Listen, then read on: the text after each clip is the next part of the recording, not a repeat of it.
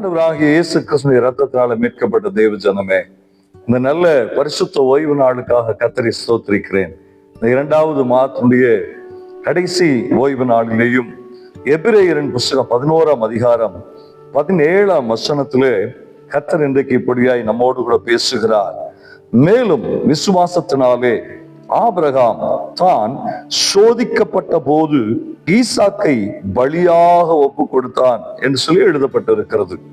இங்கே ஒரு ஆழமான வார்த்தை இருக்கிறது, தான் சோதிக்கப்பட்ட போது என்று சொல்லி.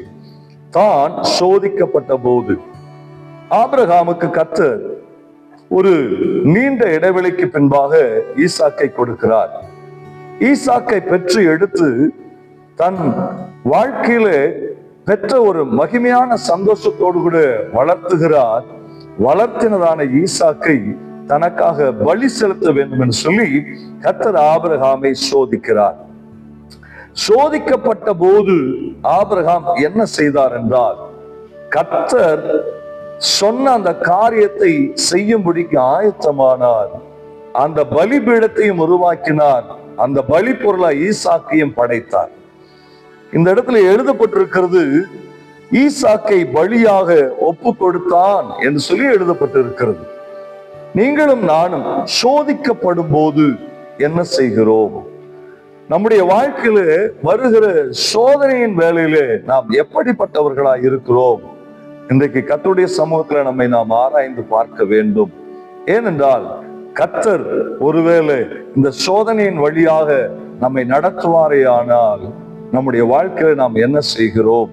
இயேசு கிறிஸ்துவுக்கு பிசாசினாலே ஒரு சோதனை வந்தது.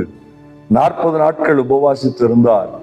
அவர் உபவாசித்து அவர் முடித்த உடனேயே பிசாசினாலே அவர் சோதிக்கப்படுகிறார். அந்த சோதனையிலே அவர் வசனத்தை கொண்டு ஜெயித்தார். அந்த சோதனையிலே அவர் ஜெயித்த போது மகிமையான ஒரு ஊழியத்தை இயேசு கிறிஸ்துவினாலே செய்ய முடிந்தது. மகிமையான ஆசீர்வாதத்தை இயேசு கிறிஸ்து பார்த்தார். இன்றைக்கு நாமும் சோதிக்கப்படும் போது நாம் ஜெயிப்போமையானால் மகிமையான ஆசீர்வாதத்தை நாம் பெற முடியும். சோதனையிலே ஒரு பெரிய ஜெயத்தை பெறும்போதுதான் அன்றைக்கு யோபனுடைய வாழ்க்கையில இரட்டிப்பாய் ஆசீர்வாதத்தை பெற்றது போல நாமும் பெற முடியும். சோதனையை சகிக்கிற மனுஷன் பாக்கியவான். சோதனையில அக்கினியில எப்படி பொன்னானது வெந்து சோதிக்கப்பட்டு அது ஒரு அழகான பொருளாய் உருவாகிறதோ அப்படியாய் நாம் உருவாக முடியும். இன்றைக்கு இந்த சத்தத்தை கேட்டுக்கொண்டிருக்கிற தேவ ஜனமே, நீங்க என்ன சூழ்நிலையில வேணாலும் இருக்கலாம். ஒருவேளை ஏதாவது ஒரு வகையில சோதிக்கப்படுகிற நிலைமையில நீங்க இருப்பீர்களே ஆனால் இந்த இடத்துல விசுவாசத்தை ஆண்டவர் சோதிக்கிறார். உங்களிடத்துல எதை சோதிக்கிறார் ஆண்டவர்? நீங்கள் தேவன் பேர்ல வைத்திருக்கிற விசுவாசத்தை சோதிக்கிறாரா? அல்லது நீங்கள் பயணிக்கிற தரிசன பயணத்துல கர்த்தர் சோதனை கொண்டு வருகிறாரா? எப்படிப்பட்ட காரியமா இருந்தாலும் சரி, அது பிசாசினாலே வருகிற சோதனையா இருந்தாலும் சரி, தனக்குத்தானே ஏற்படுத்தி கொண்ட சோதனையானாலும் சரி, கர்த்தர் சோதனையின் வழியாய் நடத்தினாலும் சரி, நாம் ஜெயிப்போமே ஆனால் மகிமையான ஆசீர்வாதத்தை பெறுவோம். இன்றைக்கு ஆண்டுடைய சமூகத்துல நாம் ஜெபிக்கலாம். சர்வ வல்லமையுள்ள எங்கள் நல்ல தகப்பனே, இயேசு கிறிஸ்துவின் நாமத்தினாலே ஆபிரகாமை கர்த்தர் நீர் விசுவாசத்திலே சோதித்து, நீ சோதித்த போது ஈசாக்கை பலியாக ஒப்பு கொடுத்தான் என்று சொல்லி எழுதப்பட்டிருக்குப்பா. இன்றைக்கு நாங்கள் ஆண்டவரே எதற்காக சோதிக்கப்படுகிறோம்?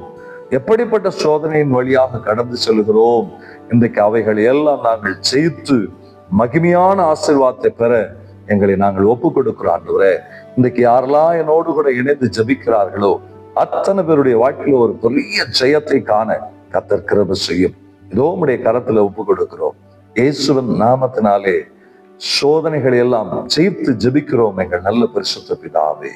ஆமென், ஆமென். நிச்சயமாகவே ஜெயிக்கும் போது மகிமையான ஆசீர்வாதத்தை நாம் பெறுவோம். God bless you. God bless you.